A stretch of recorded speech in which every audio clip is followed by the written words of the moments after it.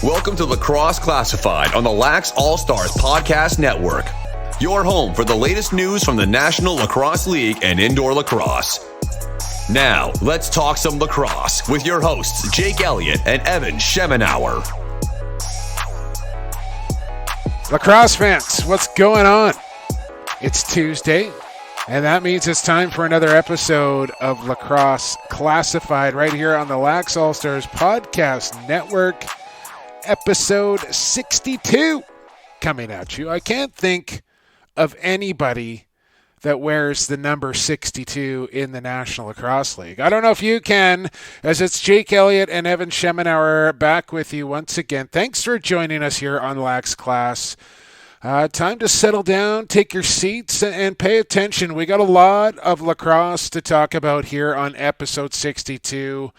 Three big guests this week, Evan. We're tripling up on guests this week after a big week 7 in the National Lacrosse League from the Halifax Thunderbirds broadcast team and the Lacrosse Flash.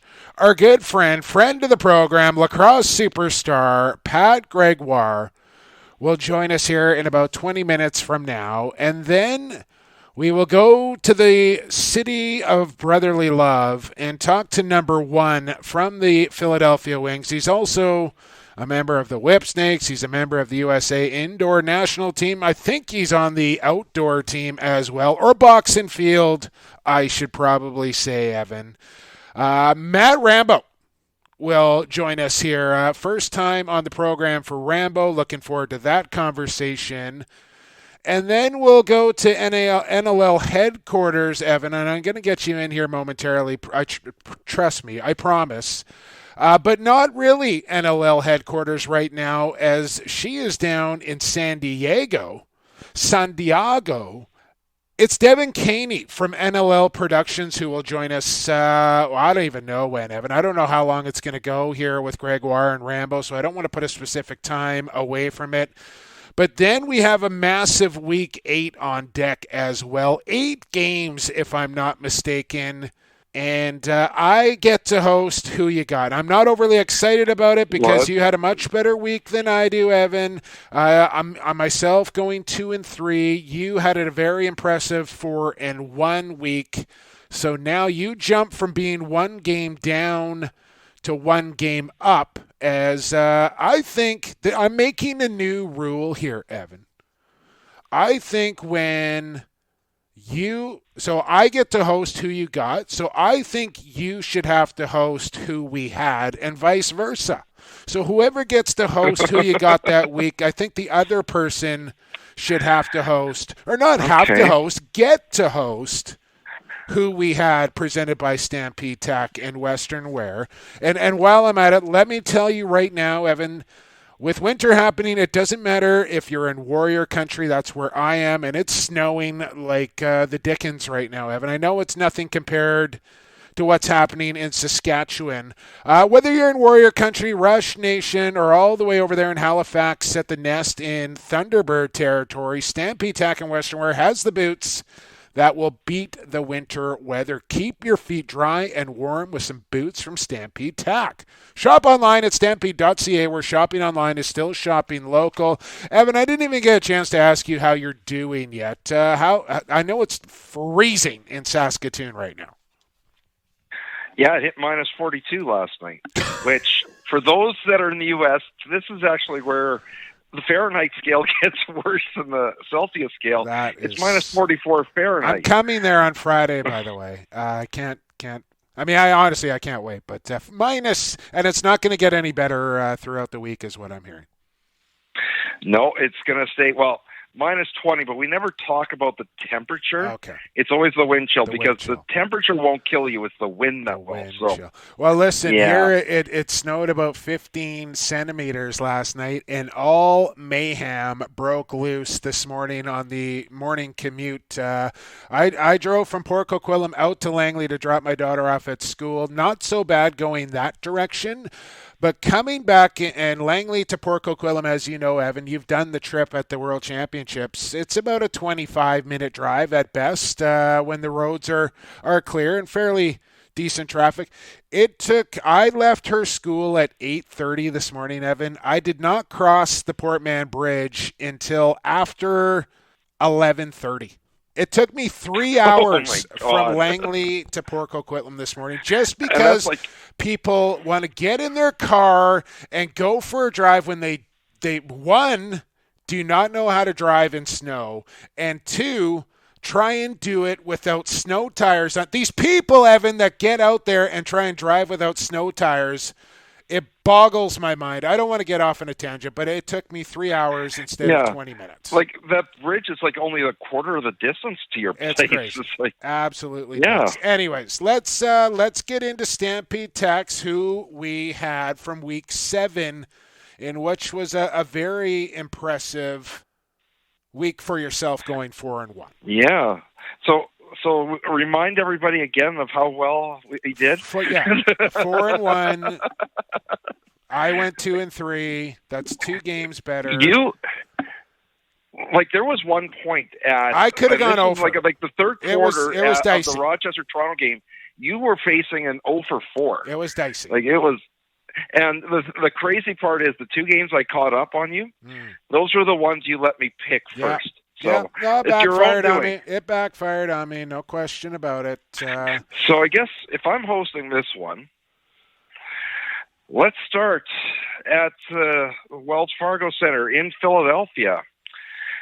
An open Vancouver, Philly, a decent first quarter, but then Philly just opens it up. 13 goals in the next 2 quarters. Trevor Baptiste, 28 of 32 on the faceoffs. 18-10 Wings win. Yeah, I mean, how about Trevor Baptiste? And didn't we talk about Baptiste last week, Evan, saying that he is going to get 2 or 3 opportunities per game just off winning a clean faceoff? And that's exactly what happened. I'll get my volume up there a little bit. I apologize. And now, where he was very snake bitten last year, he's starting to score on some of his chances. And that just adds another dynamic, and also playing a regular shift out of the back end, which it took a little time for him to figure it out, but he's such a dynamic athlete with a unique skill set that you don't really see anywhere else in the National Lacrosse League. And this guy's going to be a special player. And I know it's taken him a little longer to figure it out, and he's only going to get better, Evan. And Philly, I know LaxCon is going on there, and they purposely schedule a home game to make it happen on that weekend, which I think is very smart. And the who's who was in Philadelphia over the weekend to check out the Wings, 10K strong there in Philly.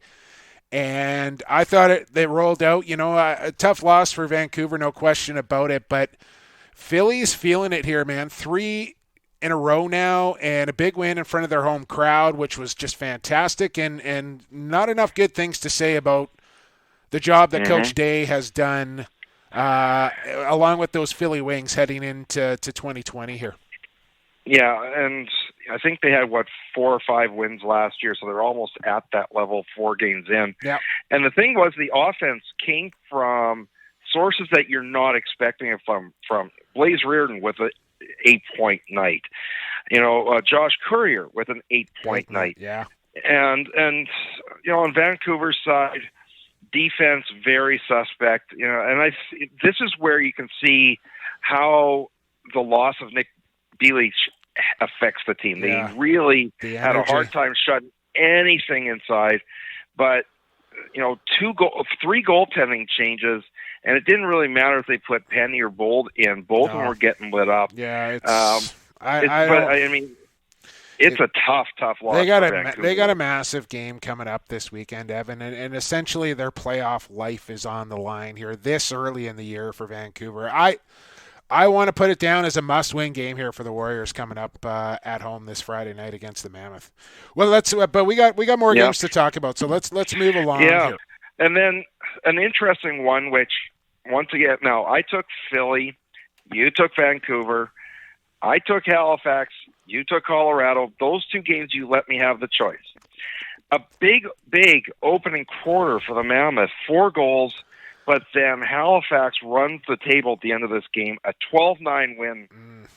Yeah, I was feeling pretty good about myself when the Mammoth got off to that quick start. I thought, okay, I can bounce back from that Philadelphia beat down there and get back to where I belong here. But that was a statement for me for not only Halifax, but in particular for Warren Hill and Micah Kersey, who easily could have pulled Hill from that game after the start that he got off to, but he let his goalie battle through it and figure it out. His team picked him up, and they got it done for Hill, who has been great to start the year and had a really tough start in that game, but then they started to click. And while we're at it here, Evan, how about it from friend of the show, Ryan Benesh, who gets goal number 441 to put him into 9th all-time in goal scoring, and it sounded like this. Pass in for Benesh. Benesh takes one way, still has it, looks, scores! Benesh! It's 10-8 Thunderbirds. Another one by Ryan Benesh. Number 10 for the T-Birds. Number 2 for Ryan Benesh on the game. But number 441 for him all-time, passing Lewis Ratcliffe for 9th all-time goals in NLL history. That was Pete Dalladay and our boy Pat Gregoire, who is going to join us coming up here on the call, courtesy of the National Lacrosse League and BR Live. But how about it for Ryan Benesh and the Halifax Thunderbirds? And he really seems to have found a home there in Halifax. Yeah, he has. And I think the other takeaway from this game, if anything, is that Halifax, when you saw the crowds that were there the first couple home games, they weren't that great. It started to pick up this game. And with their record, I don't think any of us expected them to be 4-0 at this stage. No. That's only going to help, get that crowd. And they've already started kind of some of their own traditions there at the Nest, as they call it. Some very unique music plays that you only kind of hear in the Maritimes, and I've seen nothing but positive feedback come from people on social media about their experience at a Halifax Thunderbirds game. So you can't ask for, and that's what you got to do, right? When you get into a new market, bang, you put a bunch of home wins together, you get that fan base engaged, you create a culture there inside the arena, and away you go. And Halifax has done a great job of that so far, but winning helps so much. Speaking of winning, let's get on to some games that I actually picked correctly here. And, this almost everybody got wrong. We talked about this before, that Rochester is going to win a game at some point, and they almost pulled it off. Sean Evans putting in this Herculean effort to try and put this team on his back. Holden Katoni with 9 points, but it's not enough. The Rock get a late one, 13-12, the final. Yeah, I said it last week that I thought if Toronto wants to put themselves in the conversation of being a player in the, going for that 1 seed, being the upper echelon of the league, they need to win this game and back up what they did the previous week. And they squeak one out 13-12. That's kind of Toronto's MO. They win tight lacrosse games. And they do this. And it's funny, our buddy Austin Owen said that he was watching Evans during the warm-up, and he put one into the third deck that flew out of his stick sideways during warm-up. And I said, yeah, you watch. You just watch. And Evans had a big night along with Katoni, who was impressive. But again, I look at this Rochester team, Evan, and I see steady improvement every single week. And the wins are going to start to come for the Nighthawks. They're getting closer every single game they play, and they're going to break through on somebody eventually. Yeah, and the one difference I think in this game was Craig Wendy, and we're starting to see... a very telling start there from Mike Hazen to give Wendy the start. No question, but he lived up to it for the most part. What was he, 49 of 62, which for a team that young, you'll take it any night. 1 goal short. The other thing to take away from this, like you said before, 9 points for Tony, 9 points for Evans. And as that seems to be their MO, they're going to do this. One thing to watch out for, though, is that Damon Edwards was given a game misconduct at the end of the game in that melee for leaving the bench. Likely that Mr. Lemon is going to be sitting him a game. Yeah, it's weird because Damon's really not that kind of guy. Like, he's not a guy that goes looking for altercations, and I that's news to me right there, Evan. I got to go back and look at that. I don't know if it's caught on tape or not, but that seems very unlike Damon Edwards to do something like that. So I need to see that before I make a comment on it as we continue on here with Stampede Tax, who we both picked Toronto right there, by the way, Evan. And we had both taken the Georgia Swarm. We both take the loss in this one. Down south, Buffalo taking it to the Georgia Swarm and taking them out of the game early, a 16-10 victory. Yeah, they came blasting out of the gates here, got the lead, and then just kind of held. They were way up on the Swarm at one point, and I'll give Georgia some credit here that they 12-3. Yeah, they really tried to battle back. They got it within 4 at one point, but when you dig a hole like I've said it 100 times, you dig a hole like that, you're not coming back in this league. And I should have trusted my gut about Matt Vince not having 2 poor performances in a row as he was lights out. But I felt like, Evan, we had Lyle on and that was good karma. And, I wasn't going to pick against Lyle Thompson in the Swarm in that game, but I got to give Buffalo some credit now, Evan, that, after only playing 2 games in the first 7 weeks of the season, to go down to Georgia and look that good and that sharp. Especially with the injury, I don't know how much longer we can talk about it because it is what it is in Buffalo now. Like, the injuries are what they are, and that's not going to change. So I think we kind of need to move on from it, and I think Buffalo has done that, right? They're looking ahead. They're not looking back now, and that bandit ship, I think, just put itself on the right course. Well, and speaking of injuries, Chase Fraser came back for the first game and puts up a 6-point performance. Yeah, looked a little. That's a huge.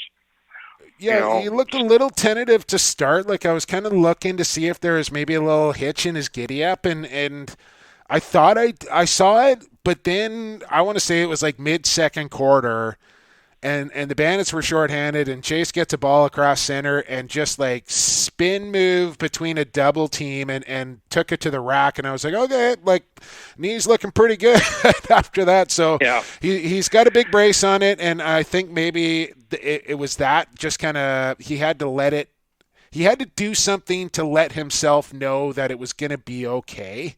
And there's always that moment for a player that's gone through a major knee injury that was the test, that was the cut, that was the spin or the jump that I know things are going to be okay now. And he looked a little tentative early, but then I think started to feel it about halfway through that game. Yeah. A second big loss in a row for Georgia at home. A little surprising. That's surprising. We expected Georgia to coast to the number 1 seed in that division. I don't think we can say that anymore now with New England at 4-0. And the odd thing here, Mike Toronto, Poulin, they're up there. New England, Buffalo. Toronto's on their division. Yeah, no, it's going to be a dogfight. On their division. Dogfight, right? But, Mikey Poulin, who I believe is like a 7 goals against average, let 16. I'm surprised they didn't, take him out. But that's probably Poulin's call, though, Evan. I bet you Eddie Como asked him at halftime and said, like, you want to play through this or you want to take a break? And if I know Poulin, like I think I know Poulin, he said, I need the reps. I want to play through this and get my game back in order. And fought through that second half. And just like Matt Vince, like Mike Poulin is a veteran goaltender that doesn't have 2 bad outings in a row. So I look for the Georgia. I don't know who their next opponent is. You can tell me a little bit later, or I can tell you, Evan. But I almost feel sorry for whoever's going to go up against the Swarm in the next game. And then a final game of the week, a Sunday afternoon game. I know you love Sunday afternoon lacrosse. Oh, man, do I ever. I ever. The Rush get out to a very quick lead, take the game 12-9.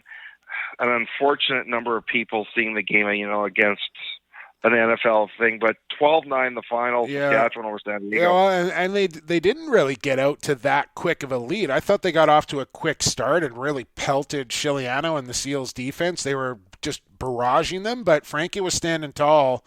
But you can only kind of fight that for so long before they kind of broke through. And San Diego battled, I think, just a little overmatched here, and were within striking distance a couple of times, but Saskatchewan was always able to find the next goal and kept him at a 2-goal spread for most of the game. It got up to 4 a couple of times.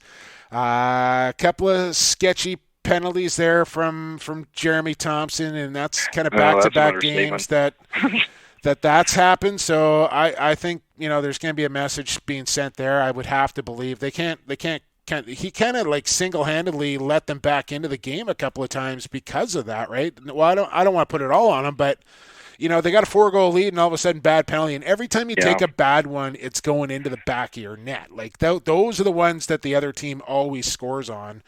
But speaking of that, the Rush power play, I don't know how you stop this thing, Evan. Like, it's a well-oiled machine, and when you give that offense an extra man, good luck. Good luck. Yeah, the only power play they missed was in the dying minute of the game where they were just passing the ball around. But, getting back to Jeremy Thompson, the one where he loses a battle for a loose ball and then, takes a shot at Noble's head. Frustrated, and then lucky compound. Maybe didn't get a 5 on it, but this has got to stop. And I'm going to be straight with you. Not only that, but somebody has missed defensive assignments. Maybe it's time for him to be a healthy scratch. I'm just going to put that out there. The concern really with San Diego, the Rush just exploited them in the middle all day, and San Diego could not get a body on anybody in the Rush in the middle. That was their downfall.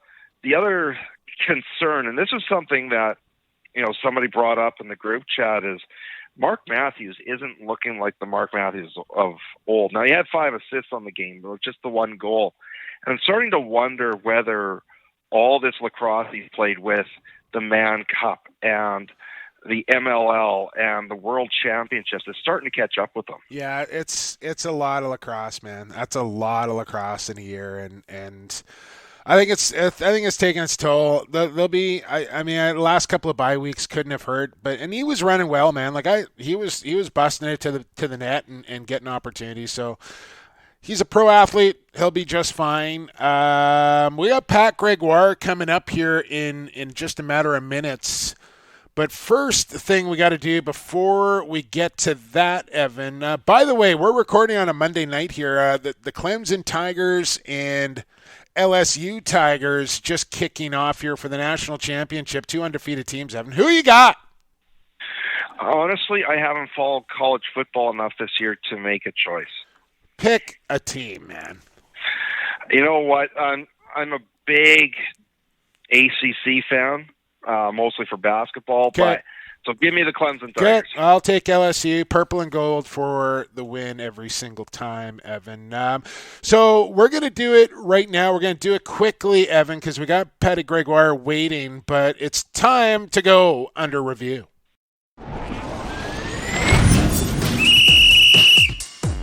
It's time for Under Review, presented by G. Wilson Construction. Each week, Jake and Evan answer a listener's question or break down an unusual call that happened in a game. The challenge flag has been thrown, so now it's time to take the matter under review.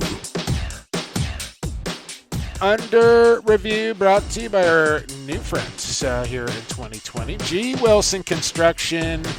Not this weekend. I'll be in Saskatoon this weekend, Evan, but the following weekend, heading up to Whistler to check out one of G. Wilson Construction's fine custom homes. Can't wait to see this thing, Evan. Alterna Cup is what we are going to go under. We had a number of suggestions here this week about what to talk about on Under Review. And because we had a pretty heavy week 7, we got a really heavy week 8, and we got 3 guests going here on episode 62 this week. We want to kind of to do a bit of a simpler Under Review, and that's just me going to give you the opportunity to help fans understand exactly what the Alterna Cup is. So this is an in-season championship that's played amongst the 5 Canadian teams in the league. And so far, only one game's actually been played. That was on opening weekend when Calgary beat Vancouver. Now, because there's an imbalance in the number of games that each Canadian team will play the other Canadian teams, it's done on a win percentage. So the Rush and the Roughnecks actually play 7 of their games against other Canadian teams, whereas Vancouver, Halifax, and Toronto only play 6. Yeah, that's where it gets a little confusing. You got to get the calculator out a bit. Talking to the players, all there is a trophy.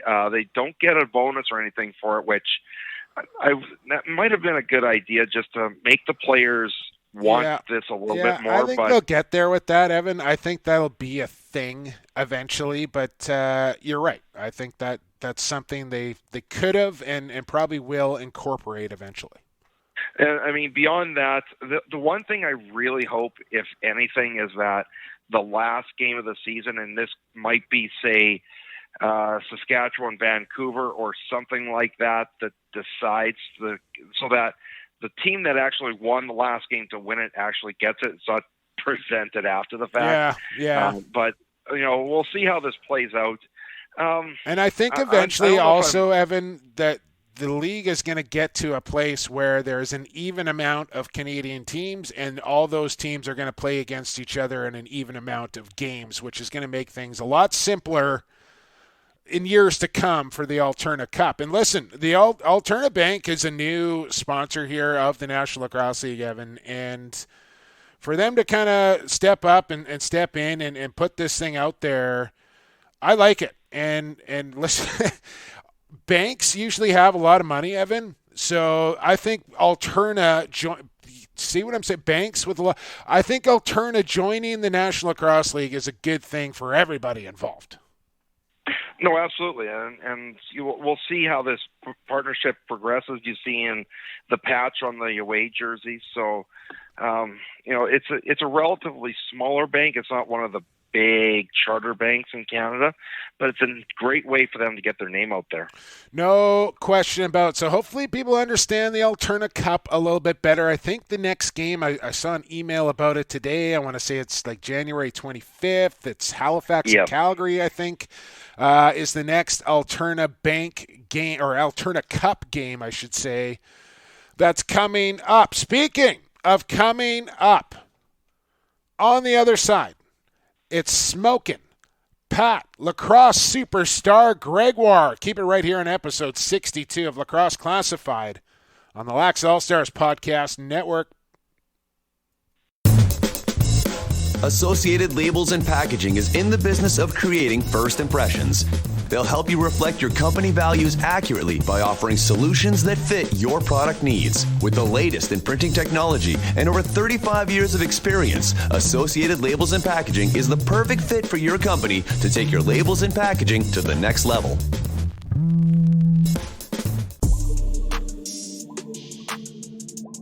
Hey, this is Bradley Kri of the Toronto Rock. You're listening to Lacrosse Classified on the Lax All-Stars Podcast Network.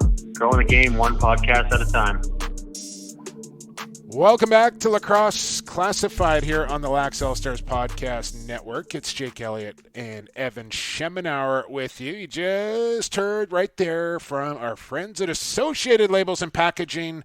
I know we didn't run it this week, Evan, but I got some new. I got a new commercial recorded. The Chancellor hooked me up. I gotta lay down some music in behind that bad boy, and we'll roll that thing out for next week. So we'll look forward to that. In the meantime, check out Associated Labels and Packaging at associated-labels.com or Associated LP, and keep up to date on their daily blog. Always doing good things. Do you know that Associated Labels and Packaging, Evan, they got a bee colony down there at their warehouse? It is nuts. You got to check this thing out, man.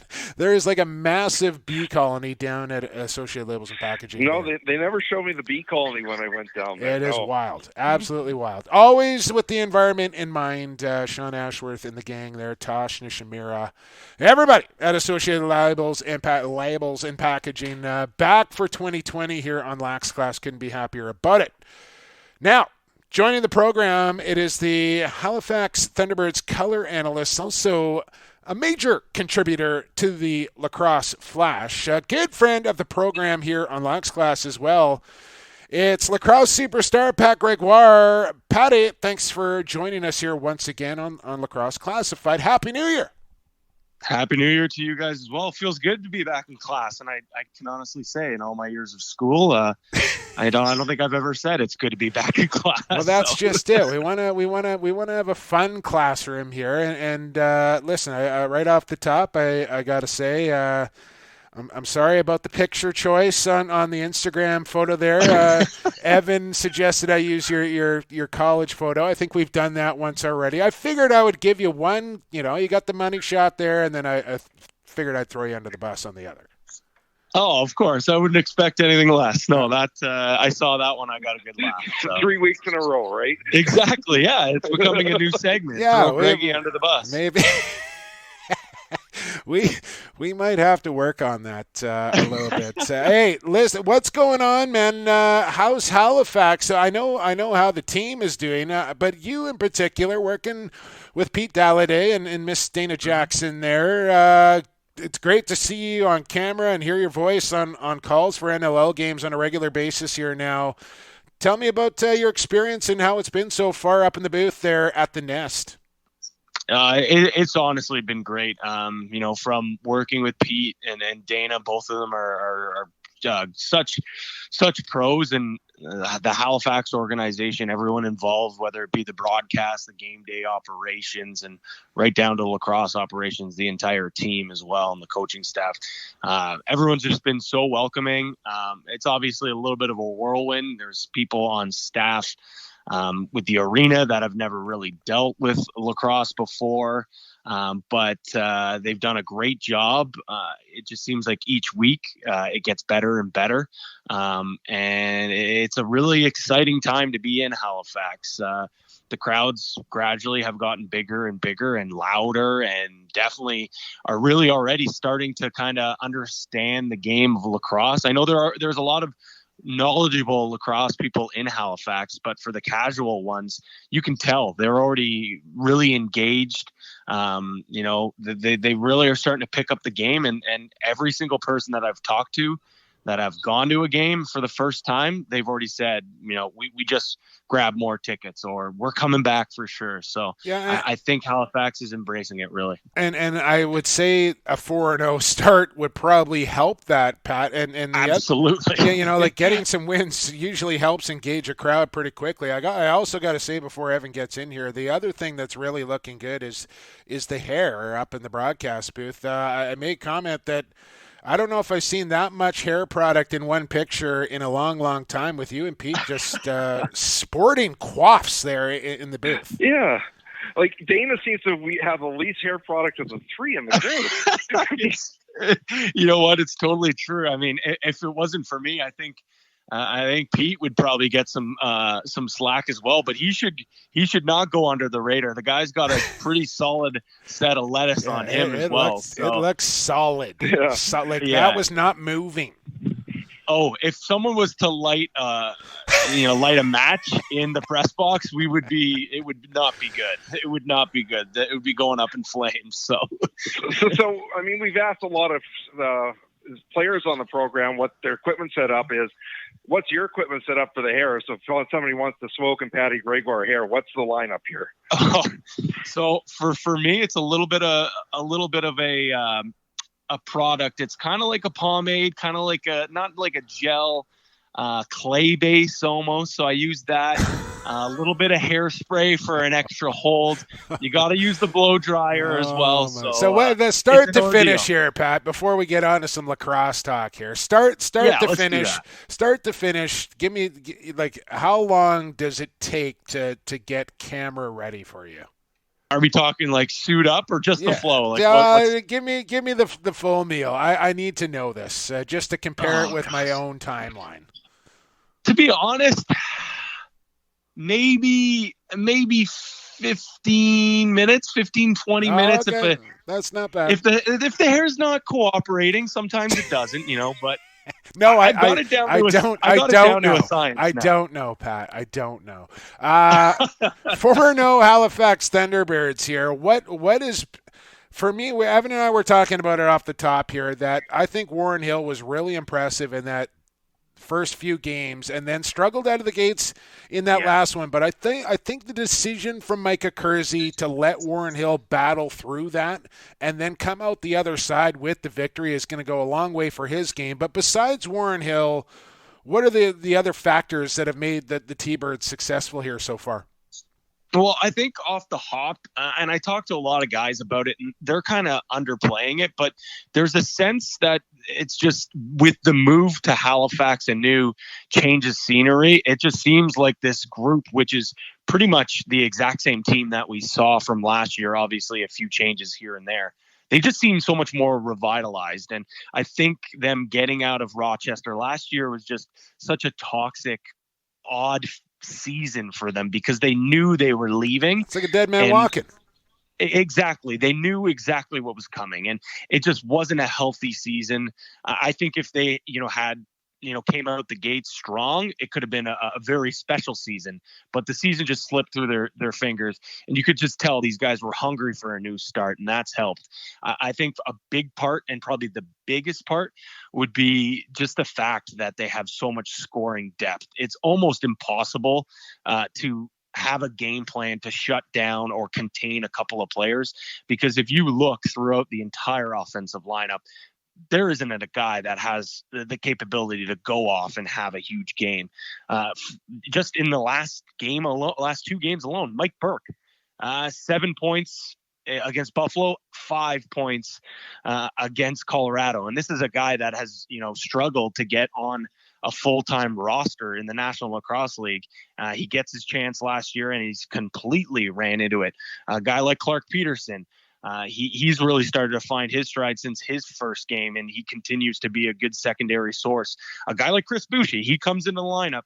Austin Shanks has a little bit of a maintenance day. He pops out of the lineup. Boucher comes in, doesn't light the world on fire, but contributes with a beautiful goal. Big and Boucher, Patty. Big and Boucher. Bad and Boucher, yeah, exactly. Bad and Boucher, excuse me. The depth in scoring is so massive. And it just is so difficult for teams to game plan around. And then obviously the defense. I think the defense is incredibly underrated. That Hossack guy's okay. He's not too bad. He's not too bad. And he might be your new Matt Rush. Yeah, I mean, how could you not? And I'll be quite honest too. There was maybe 2 or 3 plays that resulted, 2 of them for sure resulted in a goal where he just got backdoor cut. And I feel like I was kind of hard on him on the broadcast, but I think that's just because now we expect him literally to be perfect at all times. Yeah. And that's how good he is. And then at the end of the game, you think about it and you're like, he still was unbelievable. He had 2 goals, 4 caused turnovers, 11 loose balls, and, threw 2 or 3 guys down to the ground. But because 2 goals were his fault, you kind of just were like, he wasn't perfect, but that's because we expect Hoss, the cyborg, to be a cyborg and be perfect. So let me put you on the spot. We're about a third of the way through the season. Is he your favorite for MVP at this stage? You know what? Absolutely. Absolutely. I think so. I mean, now, how do you argue with it, man? 4-0 team, best defender on the planet right now, and getting it done on both ends. Absolutely, exactly. And I think with him adding that transition to his repertoire, it just makes him, not only is he now the best defender in the game, you mentioned it, I don't know if it was last week or the week before, I totally agree with you. I think you can make a strong case if he continues to do this, that he's the best lacrosse player, best box lacrosse player in the world. Mind you, if he continues to do this. But it's just the impact that he has, the amount of minutes he logs per games. And it's not just the time on the floor that jumps out at it. This week he was basically 30 minutes, I believe. But he kills the entire penalty. It's not, he just doesn't go out for a couple of shifts on the PK. He stays for the full 2 minutes or until they score. He goes out for every single draw. He'll stay out on offense if he moves up the ball and gets the green light from the coach to crash and bang. The guy does absolutely everything, and he just continues to get better and better and better. And one crazy thing, too, is that I was talking to Mike Kersey, it was before last game, and I said, where is his ceiling? And he said, I don't know where it is, but we are not even close to seeing his ceiling yet. And when it's all said and done, he could be one of the best defenders this game has ever seen. I don't doubt it. I tend to agree with him. Yeah, he's very. He doesn't have the mean streak of an Andy Ogilvy, and I don't know if you remember him in his heyday or not, Patty. But just same kind of build and power, and he is an absolute marvel to watch. Another guy that I know you like to watch, Pat, from the Toronto Rock is one Bradley Kri, and those Rock got it done 13-12 over the Nighthawks. You want to comment on Brad Kri's game and what you thought of his play over the weekend? Yeah, he's another guy that kind of. Come on, I'm teeing you up for the man crush here, Patty. Come on. Hey, you know what? I hate to say it, Brad. You're old news now. Graham's the new flashy toy. No, I'm kidding. Since day one, like I said to you guys before, this is a guy that I played against when he was playing for Halton Hills, and to see where he's come from then. I mean, he won a Founders Cup. He was no slouch back then, but. He's a guy that kind of just got looked over in Vancouver, finds a nice spot in Toronto, and it just seems like every time the Rock and even in Oakville, he just continued to prove himself a little more, get more responsibility. And I mean, I've been saying it for a while, and now I don't think I have to say it anymore because I said he is the most underrated defender in the game. I don't think he's underrated anymore because I do finally think people appreciate how good he really is. All thanks to you, Pat Gregoire.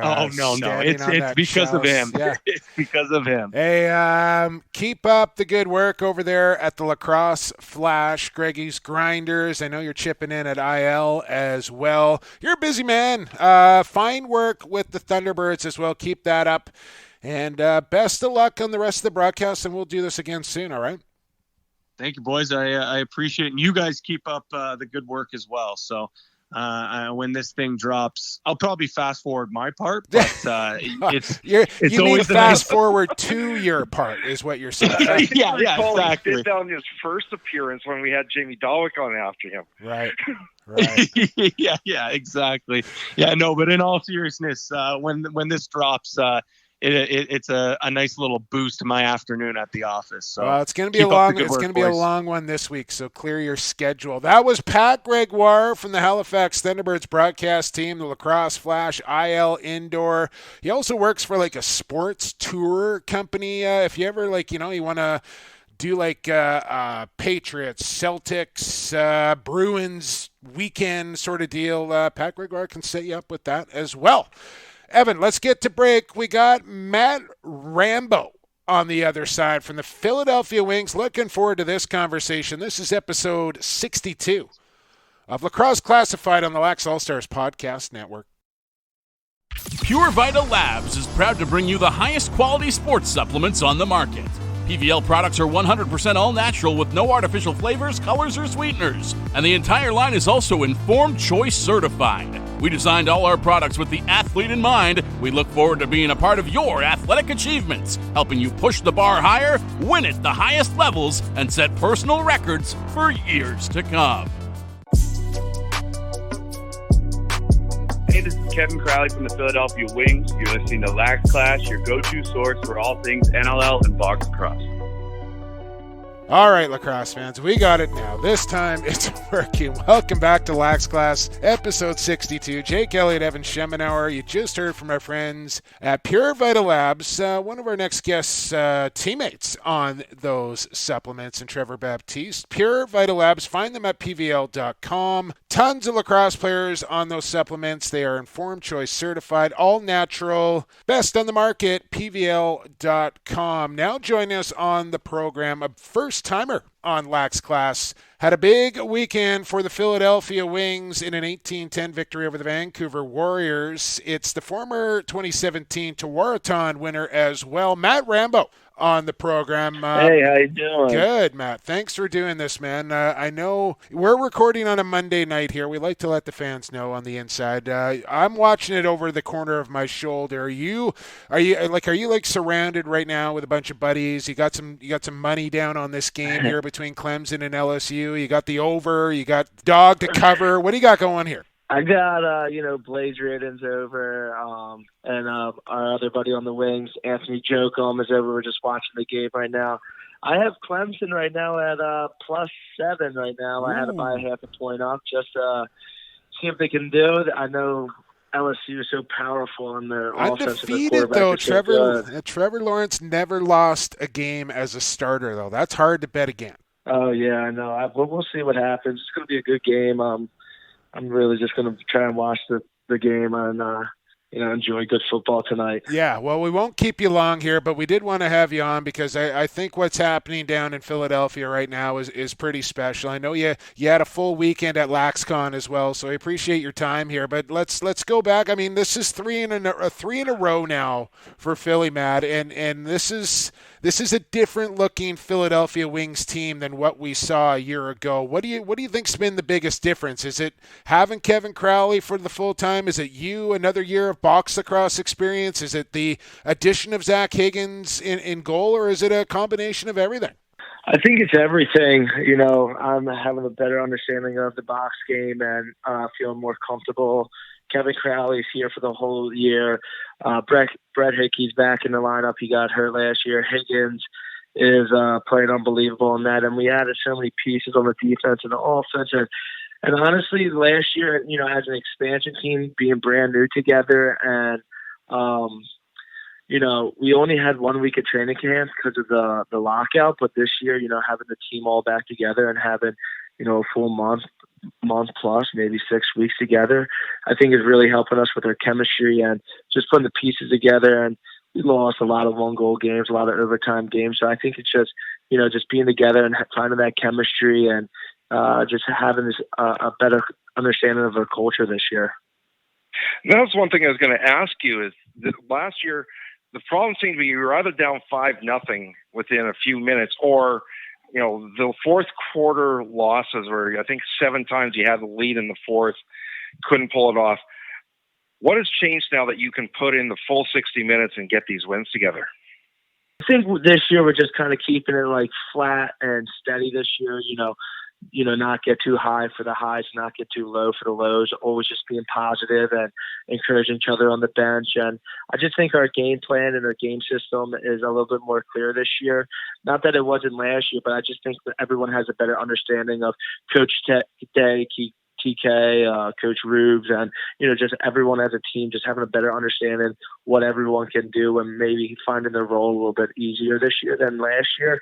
And, right now, everything's clicking, and it's so early in the season, so you don't know what's going to happen. But right now, we're just going to try and keep playing with this momentum and not look at the past, not look too far from the future, and just kind of take it day by day right now. Speaking with Matt Rambo of the Philadelphia Wings, and you go back a couple of weeks, Matt, and you're the guy that gets the final shot to beat Calgary in the Saddle Dome. I know you scored a lot of big goals in your lacrosse career, whether it be for Maryland or the Whipsnakes or even Team USA. Where did that one rank up for you, getting an overtime winner, and what was a really pivotal game for you guys on the road in front of a hostile crowd of, 14,000 people? That was a pretty big moment for you and your team.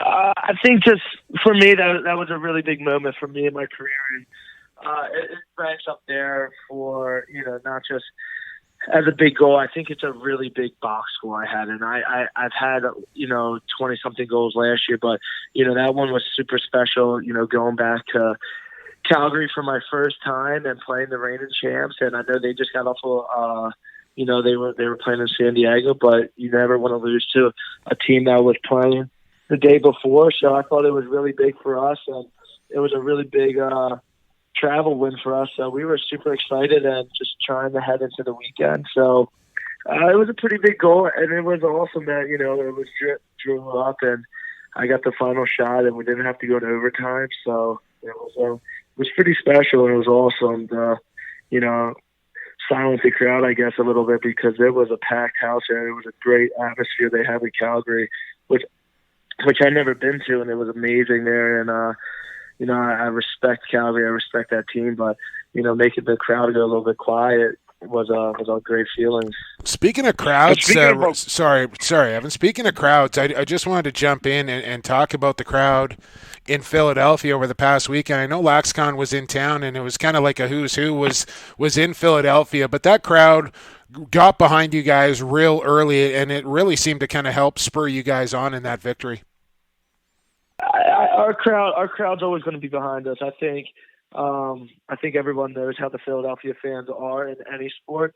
So just having them behind us, the good or the bad, you're going to hear it. And I was telling some of the guys that haven't played in Philadelphia, like, if we're not playing well, you'll hear the crowd. They might boo you. They might, say some stuff, but that's just showing how loyal and, how much they're invested in us. And being up, going up on last week on Vancouver was pretty big for us, having the crowd. And I was just talking to one of the fans actually today that I'm friends with him. He was like, I've been a season ticket holder for the last 15 years, and that place reminded me of the old Wings. He's like, I haven't heard that place loud like that. There was 11,000 people behind us, so we were happy. And if the game was on the Saturday of LaxCon, I think there would have been at least 15,000 people there, and having 11,000 Philly fans screaming behind you on a Friday night is something special. We talked about big goals. Of course, you had a pair of big goals in the PLL final. You absolutely took over that game. It must be every kid's dream to, overtime, sudden death, you score the goal to win the game. That's what you dream about. That's what you practice in the backyard for moments like that. That's what we prepare for. And, that was one of the, that was super special. That might have been, up there for one of my favorite goals ever, just because I got to win the first ever PLL championship. But, you got to give it up to the coaches and their defense holding it down on their end. And, it was something special. You don't get to be in that opportunity, in that situation too much in your life. So if you are in that, you got to take it for granted and, hope for the best, I guess. Last one here for you, Matt Rambo. Clemson up 10-7 now, by the way. LSU with the ball on the 25-yard line. Quarterback scramble, first down, given 25 as he's almost out to the 50-yard line. That was quite the month for you. That was my play-by-play of football while I do a lacrosse podcast, by the way.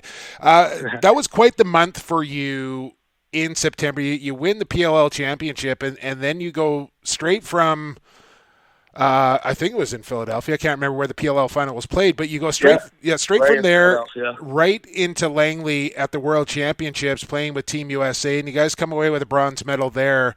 I had a chance to call most of those games, Matt, and you were a real nice injection into that lineup, kind of gave that team a different dynamic. But just talk about your experience with the USA men's box lacrosse team and where that program is heading. To me, on the outside looking in, you guys look like you're a top-end goaltender away from being a real contender. I just think, that was a great month for me. Winning the PLL championship and celebrating with the team throughout the night, and then hopping on the plane at 6 a.m. to go to Vancouver was definitely an awesome feeling to be able to go to the World Games. But our Team USA team is up and coming. We're trying to get as much Americans as we possibly could. We were missing a bunch of guys. Isaiah Davis Allen's a defenseman for our team. Connor Fields is missing. Right. And guys like that. So I think we're still trying to push it and push the envelope right now. And I think right now, I think in America, that the box game is on a rise, and I think everyone is starting to realize how important box is. And I tell everyone, you know, I wouldn't have the PLL season without playing for the Wings. It was, you know, it made me so much better shooting-wise, skill-wise, like catching, throwing. Every little aspect of my game got to be a little bit better, and I can't, you know, thank enough for the box game for introducing it. So I'm trying to push it as much as I can. And I know talking to Reggie Thorpe and a bunch of the USA guys that, you know, we're fired up to go back to the World Games and just to compete. You know, we're not trying to get bronze and bronze again. We're trying to, you know, play in that gold silver game. And then next coming, I think it's going to be in 2023 maybe. And we're just excited for that. And I think we're just going to start having these training camps, these tournaments and these games, and just trying to, you know, finalize the next USA team so we can compete with Canada, Iroquois, and, you know, all the other teams that are up and coming. But yeah, we're super excited. We have definitely a rise in USA. So it's something special to play for your country. So, you know, I couldn't thank enough to be picked on that team and to represent red, white, and blue. Fair enough, man, and well said there, Matt. Hey, listen, I'll let you get back to the national title game here between Clemson and LSU. Appreciate your time here on Lacrosse Classified, and keep balling, man. You're playing well for those Philly Wings, and look forward to catching up sooner than later. I appreciate it. You got to come down to the game. You bet. Look forward to it. I've never had a cheesesteak from Philadelphia, so it's definitely on my list. Oh, man. I got a Philly guy on here, and you're not just a Philly wing. You're an actual Philly guy. Pat's, Geno's, where you at? They're tourist places, but if I was going to pick one of those two, I'd pick Geno's. But give me the hidden gem. Yeah, I want the hidden gem. Sorry, I didn't hear it. Yeah, Steve Prince's Steaks is the best for me. They have they don't chop up their meat. They have it down like long meat. Yeah. And then they have this melted American cheese that they scoop up and pour on top of it. And they have the best bread. And, you know, that's what makes a great Philly cheesesteak is really the bread too. So you got to have it. Something in the water over here, I guess. Sold. Can't wait, man. Look forward to it and appreciate you doing this, Matt. Best of luck the rest of the season. I appreciate it. Thanks for having me on. That was Matt Rambo, and what a player! Not only coming from his college career, winning the Tewaaraton, winning the national champion with the Terrapins of Maryland, but he's really turned himself into an effective box player now. It took him a couple of years to kind of figure it out, but he's got it now. And similar to Connor Fields, when you got that much talent and you're that good at lacrosse, it's eventually going to translate from one to the other. Think about it. He's still learning the box game, and he's this crazy good. Give him a couple of years. What do you have, 8 points really last got night? this game down, and 6. Okay. And and give him a couple more years. You know, we talked about the cyborg and what his ceiling is. Yeah. This guy's got a ceiling through the roof. No, I mean, like you said, he's won everything that he's ever, like, he won the PLL, MVP, playoff scorer, leading scorer, all the rest of it, and it's not going to be long before you see him near the top of the charts in the NLL as well. I'm convinced of it. Evan, we got to get to break. We're going to SoCal next. NLL Productions' Devon Keaney joins us on the other side. This is Lacrosse Classified on the Lax All-Stars Podcast Network.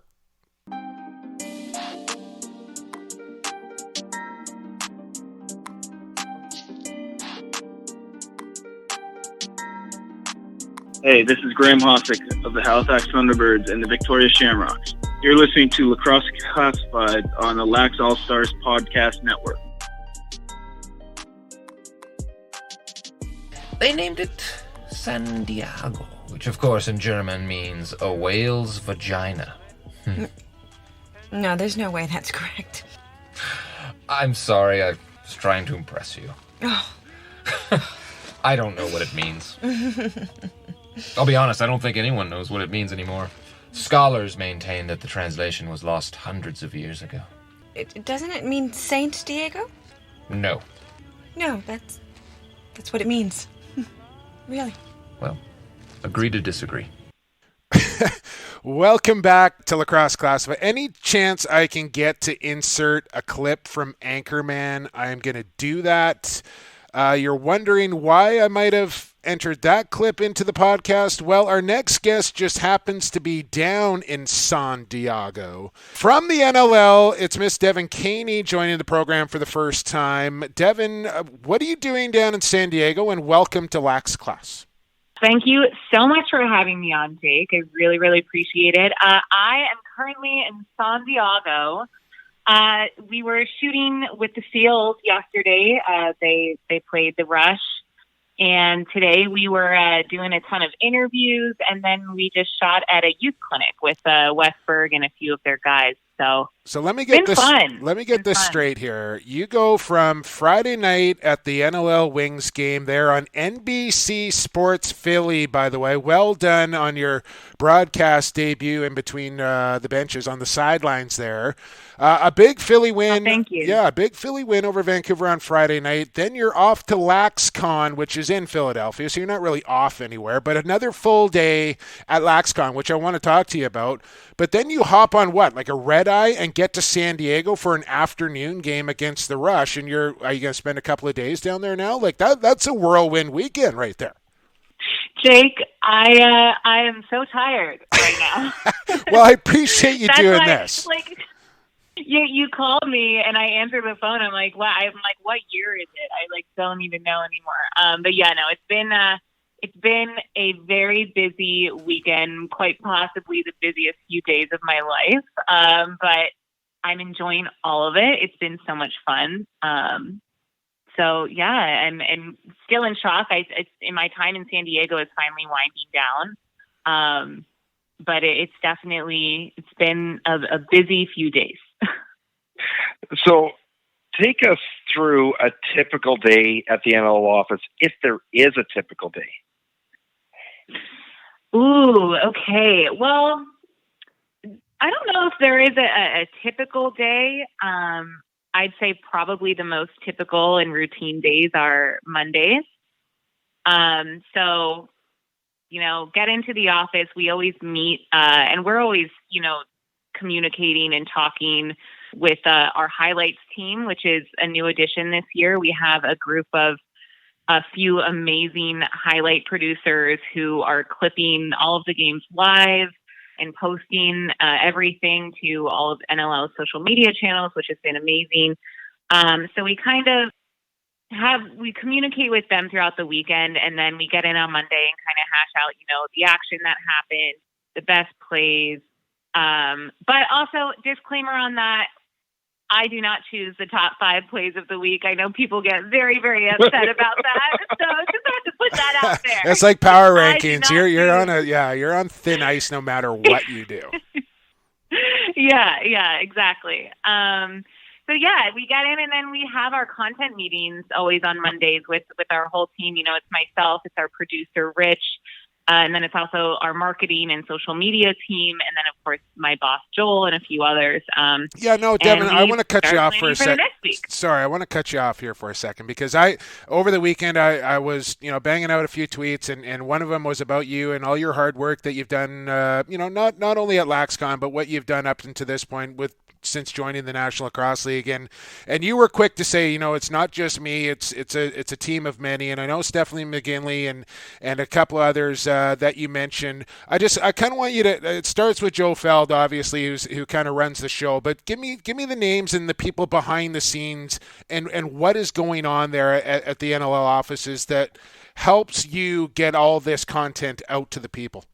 Yeah, of course. Well, first of all, since I started last summer, 2 summers ago, we've grown so much, and it's been great. New additions to the office, new additions to our culture as a whole at the NLL. There's, of course, Stephanie McGinley, who is our director of digital. So she oversees all of the marketing and everything that's happening on the websites, and that's just scratching the surface of what she does. This year, we added Zach Ward to our staff in Philadelphia, and he is a big, big, big reason why the NLL is just crushing sponsorships this season. He's constantly on the phone. He's constantly making moves, and he's so young. So it's so impressive that he's getting all of this done. He literally just started back in September, of 2019, graduated from Cornell, where he did play lacrosse. So he knows a lot of the guys, and he's just been amazing at gaining new sponsorships for the NLL. He works under Kevin Morgan. And then Corey Skloff is our social media and digital platforms producer, and he's been amazing at making really fun and funny videos and graphics, and most of the stuff that you see throughout the week on NLL social channels is Corey, and he's really, really good at what he does. So everyone has been working really hard, and it's just a fun place to be now. And I'm really enjoying it, and I'm loving all the work that everyone has been putting in to make the NLL operate day to day. My favorite one of your segments, of course, are these player interviews, and this is what you do best. The huddle. Is there a player that really surprised you how much they opened up, or how good of an interview it ended up being? Oh yeah, all the time, and that's what's so funny is I get a little bit, I don't want to say nervous, but a little anxious before I go into one of these interviews, because a lot of the time you truly do not know what you're going to get, especially if you haven't, like some of them, I'm meeting them for the first time, like Lyle Thompson. When I talked to him, I'd never met him in person before. So you also don't know, even if you do know someone, and they're great and talkative in person, and then you get them in front of a camera and they get really nervous. And it's just always a mixed bag. Everyone has been great. I have never had an interview with an NLL player that I'm like, oh man, that stunk. Well, if you can get through Logan Schuss and Mitch Jones, you can get through anybody. True. Gosh, no, those guys are characters. They're great. Who surprised me would probably be Cody Jameson.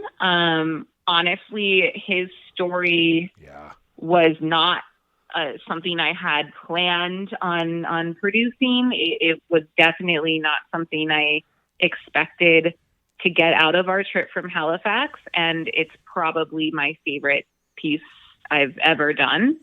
I think he has a really beautiful story to tell, and I'm grateful that we were able to capture it. So probably Cody, but I mean, I love chatting with these guys. I love getting to know them.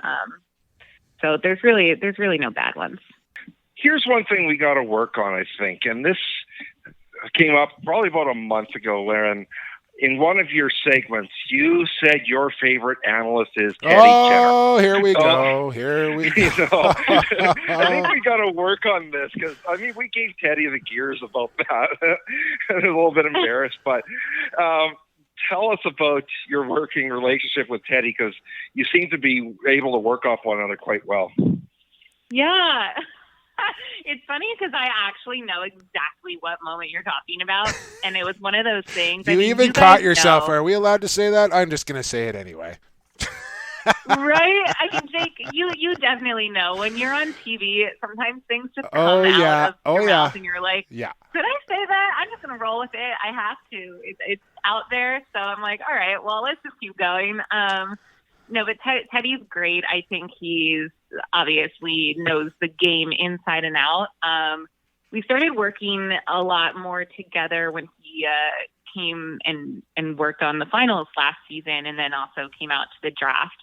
I think he's a really, really great just source of information. I mean, as are you guys in our small but growing lacrosse community.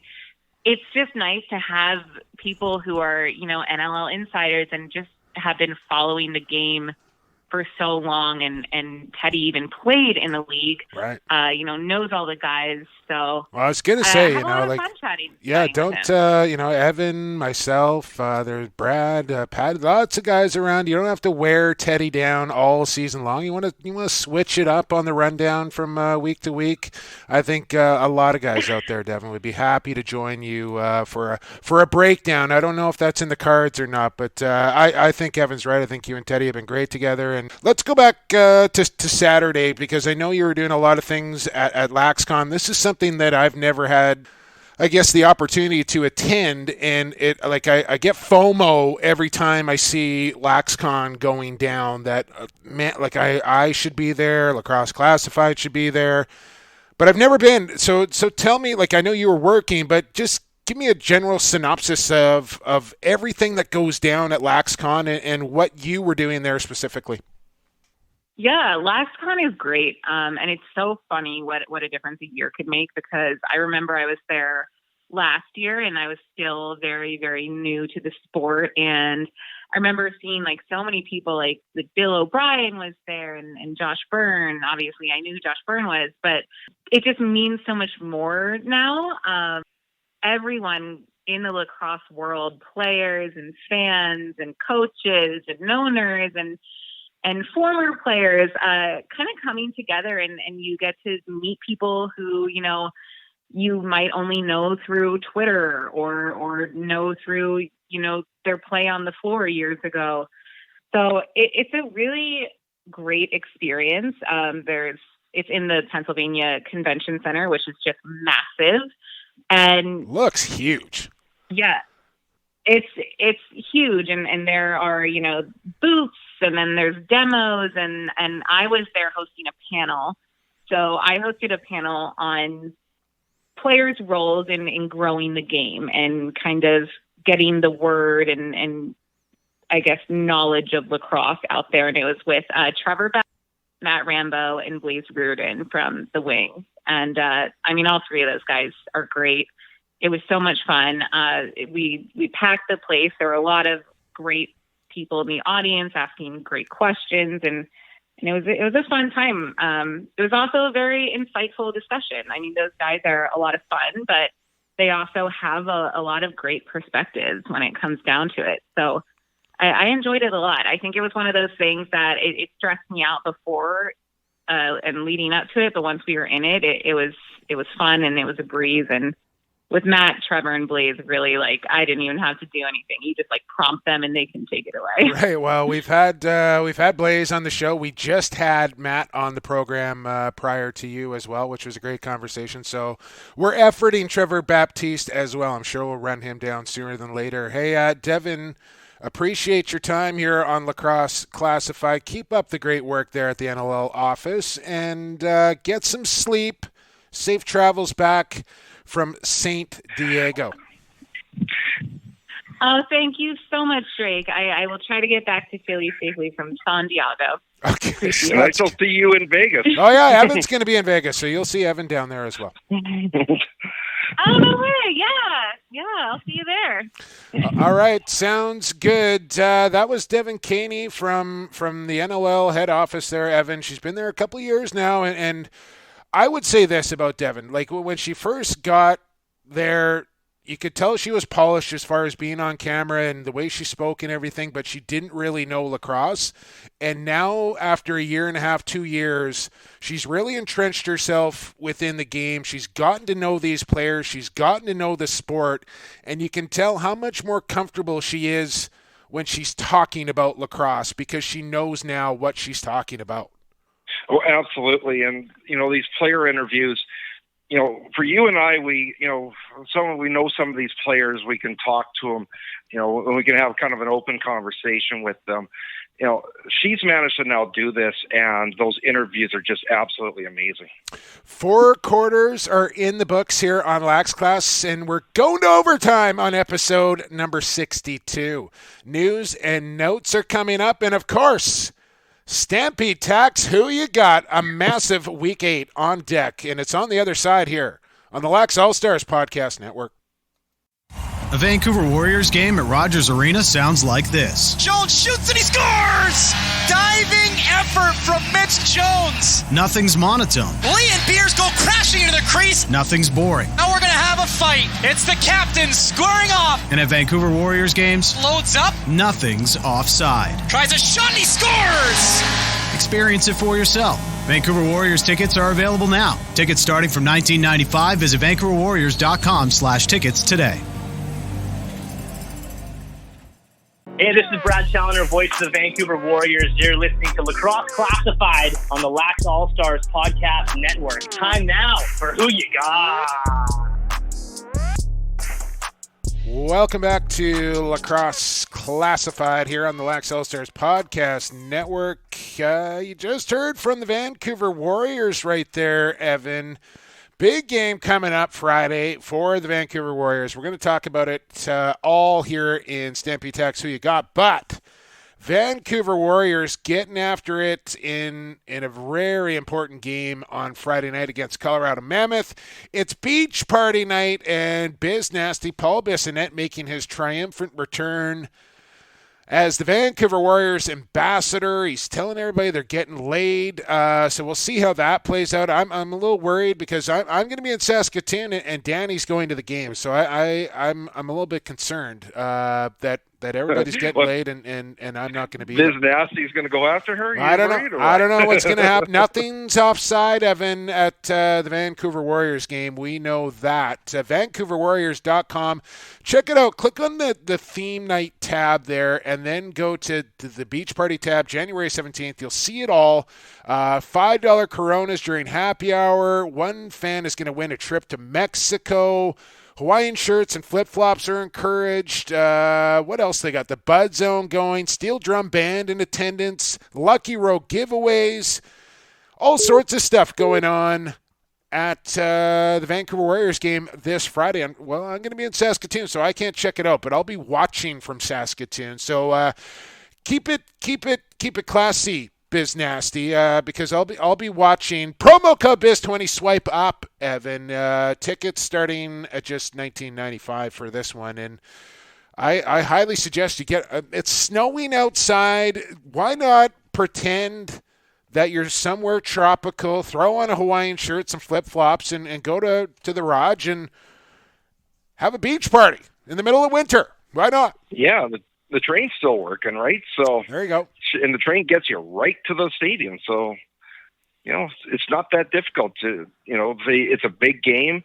Biz Nasty's going to be there. Apparently he's taking everybody to the Roxy later on. That's right. So. Did you see that? Now he threw it down, threw down the gauntlet pretty much here for the boys, saying he's got $500 that he's willing to donate to the boys if they pull out a victory against the Mammoth, and then went a step further and said he'll pick up the bar tab, which I can tell you, Mr. Bissonnette, is going to be a lot more than $500 if you open up your credit card for a bar tab at the Roxy on a Saturday night. Mitchie, Joe. That's Logan. That $500 is Logan Schuss alone, Evan. So I'm sure he's got the jack or the chicken, as Marshawn Lynch would like to say. But that's some good motivation right there to get a free night at the Roxy on Biz Nasty if you win against the Mammoth. I don't know if he quite understands what he has put himself into, offering up a free night at the bar for a lacrosse team. That's not a cheap endeavor. But that's probably the motivation for some of these boys is maybe you could literally stick it to them. Well, I'll say this. You shouldn't need that kind of motivation to want to go out and win a game in the National Lacrosse League. Lots of reasons to be motivated now, though, for the Warriors. Look them up, VancouverWarriors.com. Get your tickets and go to the Warriors game this Friday night. Evan, time. You know it. It's Stampede Tax. Who you got? Evan, who you got? Jake, who you got? Who you got? Who you got? Who you got? Who you got? Who ya got? Who you got? Stampede Tack. Who you got? Presented by Stampede Tack and Western Wear.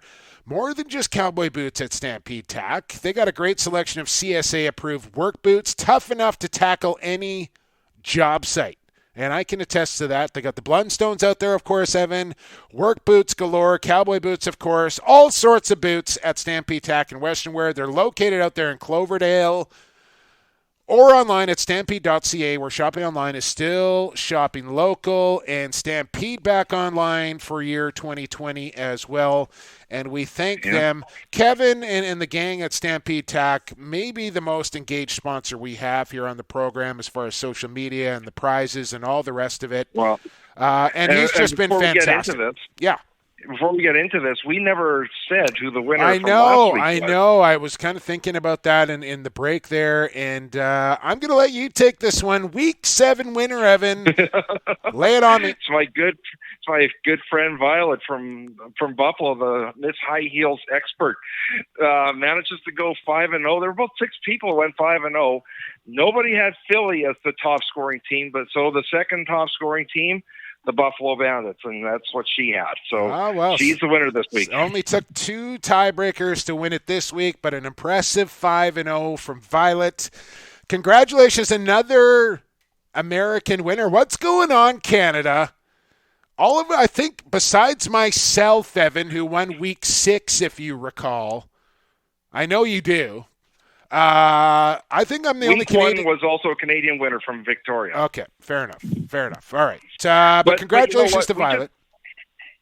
We just got our numbers from the last several shows, and the number of listeners we have in the U.S. was absolutely phenomenal. Yeah, no, we got a great audience coming from south of the border and, of course, up here in Canada as well. And can't thank you enough for all the support you've shown the program over a little bit of over a year. It's been fantastic. And listen, I think this is just gonna keep getting bigger and better, Evan, as we go along here.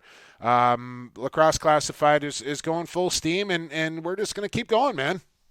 Well, let's get into it here. We got 8 games. Yes, so I went 2-3. You went 4-1. I get to host. But we got to get this bet down before the games start this week. Cause okay. You could be down 4 or 5, and the season could be over pretty quick. Stop it. I got a major advantage this week, picking second with 8 games here. So go for it, because I'm happy with this week's games. I'm very confident. Let's go. Colorado at Vancouver. Colorado coming off a loss to Halifax. Vancouver coming off a loss to Philadelphia. Evan, who you got? I just think Colorado's the better team right now. I'm a little worried about Vancouver's defense and the goaltending. Against the Mammoths, where you've got a defense that's going to hold you to 8-9 goals on a regular basis, you can't have weak goaltending and defense. Give me the Mammoths. Man, I picked Vancouver last weekend. They didn't get it done. Biz Nasty throwing down his credit card here.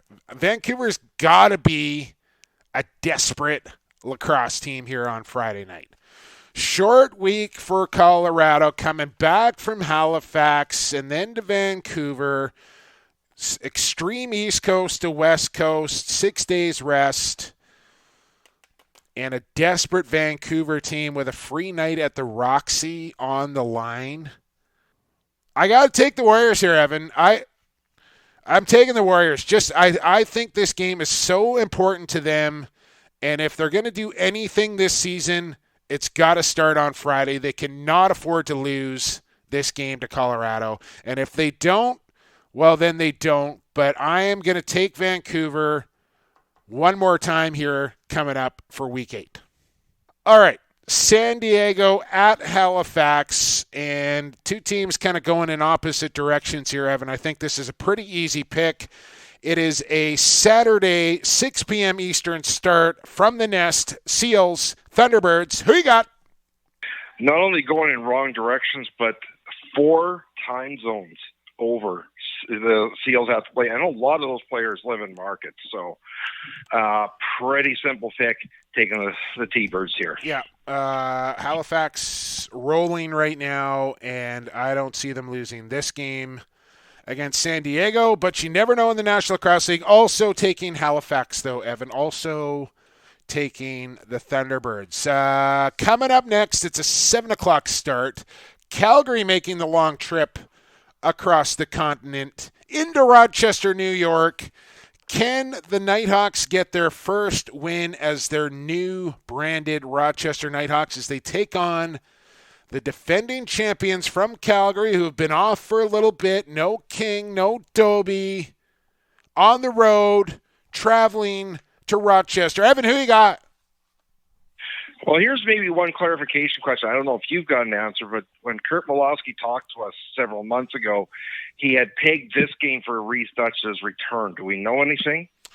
I may or may not know, and I'm going to wait until you make your selection before I tell you whether I know or not. Okay, so that's probably a yes. But, once again with Rochester, it's you came close, but prove it to me. Calgary, okay, they've had a couple of weeks off. That might be some rust, but I'll still take the Roughnecks in this one. Just so you know, I have no idea whether Dutch is going to play or not, Evan. I was just playing some mind games with you there. I'm also taking Calgary because not only did you take Calgary, which really sways me to take Calgary here, but like you said, until the Riptide and the Nighthawks get a win, I'm going to pick the other team until they prove to me that they can get a victory. They came very close against Toronto, but still no ticks in the win column, so give me the Roughnecks. Now, some intriguing games on the horizon here for the next two, Evan. Also a 7. We got 8 games coming up, 6 of them on Saturday, stacked up here on a Saturday night for Week 8. 7 o'clock start. This is an intriguing game, Evan. 3 in a row for the Philly Wings will now go on the road into New England on a rare Saturday night game. Well, what used to be rare for the Black Wolves. And New England been off for a little bit here as well. Philly rolling, Black Wolves resting, but have looked really good this year. Wings, Black Wolves, Evan, who you got? As much as, it's very impressive what the Wings have done the last 3 games. New England's undefeated. They've got a home advantage, especially with a smaller building that's packed, slightly smaller arena. Until the Black Wolves lose, I'm probably going to keep picking them. I'm taking New England. Oh, man. I think I'm going to take Philadelphia here, Evan. I think I'm going to take Philadelphia. I'm torn between this one. I think Philly's got something cooking here, and I think they're rolling right now, and I think New England, although a very good team, I think they're kind of due for a loss. It may not come in this game here. You can't back down now, can you? We just had Rambo on. I'm gonna stick with the Wings. I'm gonna take the Wings. I'm not fully sold on it, but I'm gonna take it. All right. So that's 2 out of the 4 different already here with 4 games to go in Stampede Tax. Who you got? Toronto at Buffalo. Another good game here in Week 8. Rock at Bandits. Evan, who you got? The last couple of games with the Rock have concerned me. And yes, Rochester's improving, but Toronto just squeaked by against this team.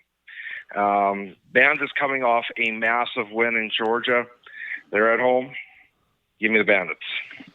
Yeah, the Bandits impressed me last week. This is a home game here for Buffalo. I'd probably take whoever was at home in this game, and since the Bandits are at home, that's who I'm going to go with. I think they were more impressive last week than Toronto was. I agree with you there. I think the Rocks still need to kind of figure out their offense a little bit.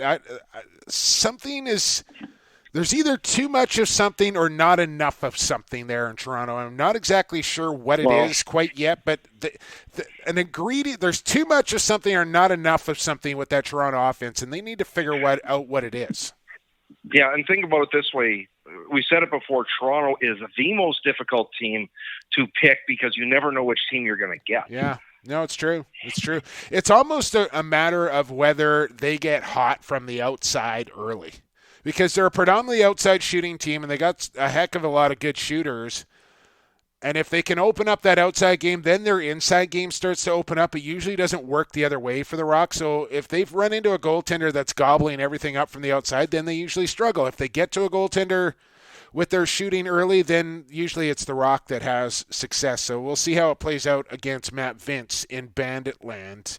3 more games to go. This one I think is pretty easy here, Evan. I think we can move along rather quickly on this next one. Well, Georgia, losers of their last 2, but go into New York to take on the Riptide. But again, similar to Rochester here, I think you're on the same page as me. get a win, then I'll start picking it. Are we both taking the Swarm here? Who you got? We're taking the Swarm, and remember what we said earlier: if you don't want to be the next team that's got to play. Oh yeah, well, there Georgia, you go. Yeah, this could get ugly fast. Wow, yeah, I'm a little concerned, quite frankly. So that's a 7:30 start on Saturday. One more Saturday game to come. It's an 8:30 Eastern start from Vegas, Evan. Minus 20 weather expected. They play indoors, so not a big concern there at SaskTel. But the Mammoth with a tough weekend here. Up on Vancouver on Friday and then into Saskatoon on Saturday. Mammoth and Rush. Remember, these teams have played once already this year. 9-8 the final for the Rush in Denver. But now they're in Saskatoon, Colorado at Saskatchewan. Evan, who you got? Here's one thing to keep an eye on. The Rush and the Mammoth play the next two games against one another. And, I'm not discounting Calgary at this stage, but maybe we're looking at these next couple games as a potential decider in the West. Problem for Colorado, they're coming in from Vancouver. They played the night before. I just can't bet against that. Give me the Rush. You know my pick. You're taking the Mammoth. You know my pick. Last game here, and another interesting one. Sunday lacrosse is back once again, Evan, for Week 8. Love it. I'll be home from Saskatoon in time to watch this one. Philadelphia playing on back-to-back nights here, and back-to-back road games as well. Wings at the Nighthawks. Evan, who you got? The nice thing is both teams are actually playing back-to-back nights. Evan, so Rochef, this is very rare. This is very rare in the National Lacrosse League where a team will play on back-to-back nights and both coming on their home floor. Here's the thing about it. There's one difficulty for Philly, and that is there's no easy flight between the casino and Rochester, so it's a 6 or 7 hour bus ride. That's what they're going to have to endure with this one. Although they typically leave and they get to the casino around 6 a.m., they got some time to rest. Once again, Nighthawks prove me wrong. I'll take the Wings. Man, I think this is the game that Rochester maybe wins. But I made a rule to myself that I'm not going to pick them until they get a win. But I think they might win this game, Evan. Especially with Philadelphia being in New England the night before. That bus ride, you're going to have heavy legs. Rochester's going to be feeling good after, having a game under their belt, not having to travel. This is a tough pick for me. I'm going to take Philly just because you did, and I've already got two different picks. I don't want to fall too far behind here if that's the way this thing's going to go. So I honestly think Rochester could win this game against Philadelphia, but because you picked the Wings, I'm going to pick the Wings. I know it's a bit of a bailout, but that's what I'm doing. Yeah, it's more difficult than you think because of some extenuating circumstances. Yeah. We got to get to news and notes here, Evan, and then we got to get you on your way. I got I don't know a long list, but there is a list here of news and notes that I want to get to. The Barrie Junior A franchise in the OLA has disbanded, has folded. They've done a dispersal draft of their players and draft picks, and by all accounts, this is a good thing for Junior A lacrosse in Ontario. I think whoever was running the show there in Barrie needed to go, and they're gone now, and everybody seems to be pretty happy about it. Yeah, when you look at some of the press release, now the OLA made a massive mistake with their release and, kind of throwing Barrie minor lacrosse. Yeah, they fixed it, but that was not a good look. Right. But then to see the Junior A team then really throw Barrie under the bus, saying, look at these results, and they finished 30th here and they finished 10th here. Yeah. And, come on, you got to build a program somewhere. And from what I understand, this program went through the mud about 7 years ago. They had to reform the minor lacrosse. They're building it up. And they talked about, one of the excuses was no midget team. I agree with the decision that Barrie Minor Lacrosse made to not have a midget team, because they said we could have put a team together, but we're literally scraping by to get guys. Why not let them join another program that's got a bigger base? And that's the right decision. Absolutely. So I think that's good for everybody involved. And we're going to talk about it at another episode, but Maple Ridge and their ambitions to get a Junior A franchise and why it hasn't happened yet. There's some reasoning behind it. I'm not sure I agree with it, but we'll get into that at a later date. Rich Lisk, no longer the GM of the Black Wolves, as he joins the Riptide organization as what, Evan, their president? He's actually not technically with the Riptide organization. He is the president of the Sports Entertainment Group. So it's not just the Riptide, it is the tennis tournaments that they run, and a whole bunch of others. So it's a fairly big promotion. I don't know if any of us saw this coming. He really had built up this team in New England, but definitely a step up for him. Well, congratulations to him. Glenn Clark becomes the acting GM for the Black Wolves moving forward. Lyle Thompson named Player of the Decade, Evan, and I could not agree more with this selection. A lot of people on social media kind of clamoring that other guys had statistically better decades than Lyle as far as championships or numbers or whatever.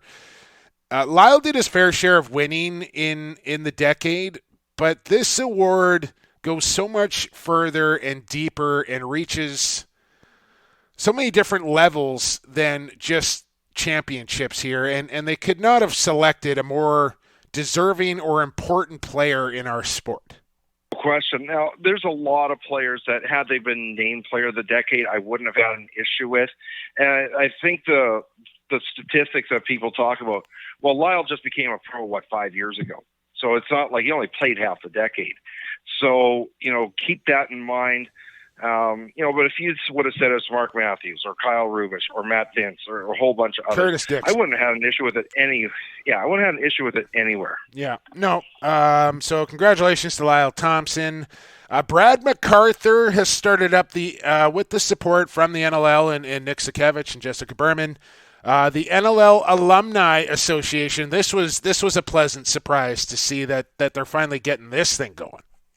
Yeah, and there's a lot of alumni out there, and they need some support because there's a lot of players that have long-term injuries or concussions or things like that, and they need a support group as well for one another. Great idea. Couple of more news and notes here before we get you on your way here on episode 62. You just sent this to me just hours ago to make sure we send out our well wishes to one Randy Troback, who is the owner of the Saskatchewan Junior A SWAT team. And also the president of Saskatoon Box Lacrosse. He's actually the founder of it as well.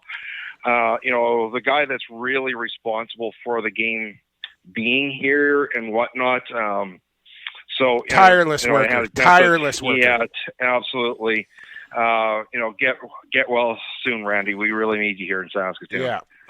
Best wishes for a speedy recovery there. A little closer to my home, Evan, a member of the Langley Thunder. I don't know if you'll recall, he was a Vancouver stealth draft pick a couple years ago, 56 overall. Plays with the Langley Thunder in the WLA. Set Junior B records with the Windsor program years ago. Andy Garant, as I like to call him, starting Junior B lacrosse back up in Kelowna, BC, as he is named the head coach up there. And I couldn't be happier for him. He moved out here with his girlfriend because she was going to school out here and kind of moved up, picked up his life, and now has taken upon himself to revitalize lacrosse in Junior B lacrosse in Kelowna, and will be the head coach there. So congratulations to him and well done on that. I want to give, and I've done this before, but I want to give another shout out to my man Sakani Baker, who provides all the beats for us here on the Rejoiners and the intro and the extra. Constantly is hooking me up with new music, and this podcast is partly what it is because of Sakani Baker and his support. So the man can make some music, and he's more than happy to share it with us here on Lacrosse Classified. Great lacrosse player as well, who actually I think played in Saskatchewan, Evan, Sakani Baker. And to everybody that's done voiceovers for the commercials, and Alex Kerrigan, Don Andrews, Justin Morissette, Chantel Chen, everybody that's chipped in and contributed to all the things that go into making this podcast, I just wanted to give a quick thank you to those people as we begin 2020. And some more milestones in the National Lacrosse League, Evan. Sean Evans becoming the 6th player in National Lacrosse League history to score 1,200 points, and still going strong for Shawnee Evans. What a career. Yeah, I mean, he's around 34. He's got a good 5 years left in him. Will he? I mean, it would be tough, let's say, to catch John Tavares. He's probably 500, 600 points behind. Man. But I mean, he's going to be in the top 3 by the time he's done. Absolutely. And a couple of more milestones. We mentioned the Ryan Benesh one. Kevin Crowley getting his 300th goal, and did it in spectacular fashion. If you have not seen this goal from Kevin Crowley over the weekend, you go find it on the NLL Twitter feed, the Wings Twitter feed. I think it's on my timeline as well. Kevin Crowley takes a pass from Josh Courier with his stick up behind his head. His eyes are looking at the goal. He's not looking at the ball. Catches this thing blindly, and then goes bar down for his 300th goal in the National Lacrosse League. This was one of the most spectacular goals I've ever seen. The skill it took not only to catch the ball blindly, but then to finish in tight quarters the way he did was just amazing. And to do it for your 300th, there's a goal you will never forget. Yeah, and so I believe that one didn't even make the Sports Center top 10. A different one did, didn't it? I can't believe that one did not, but it should have if it didn't. Last milestone that was reached came courtesy of Robbie Hellier and his 500th point in the National Lacrosse League. Let's go to BR Live in the National Lacrosse League. Andy McNamara with the call for Hellier's 500th. Here comes Toronto. Brand Slade with him on the right. Clicks with him. Slade, the feed, and scores! Right off the bench! A streaking goal by Rob Hellier, and that is his 500th career point. Congratulations to Rob Hellier. All right, so there you go. There were some pretty significant milestones, and we'll kind of keep you apprised of that as we move along here throughout 2020 and the season for guys that are going to hit their number this year. Man, Evan, that was a monster episode right there. Thank you for staying with us and listening to episode number 62, and for supporting Lacrosse Classified as you always do every week here on the Lax All-Stars Podcast Network. Subscribe to the podcast wherever you find it. Hit that subscribe button. Excuse me. Follow us on social media as well. Evan is at ShemLax. The show is at Lax Class. I am at PXP, the number 4 Sports. For our sponsors, Vancouver Warriors, Pure Vital Labs, Associated Labels and Packaging, and G. Wilson Construction, and of course Stampede Tech and Western Wear. Thank you for your continued support here on Lacrosse Classified. Now it's time to go. We'll talk to you next Tuesday for episode 63, but 62 is done. For Evan Schemenauer, I've been Jake Elliott, and for the fastest game on 2 feet, and for the creator, enjoy the games, everybody.